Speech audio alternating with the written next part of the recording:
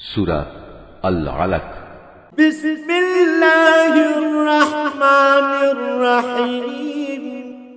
রহমান রহিম আল্লাহ তাআলার নামে। ইকরা বিসমি রাব্বিকাল্লাযী খালাক।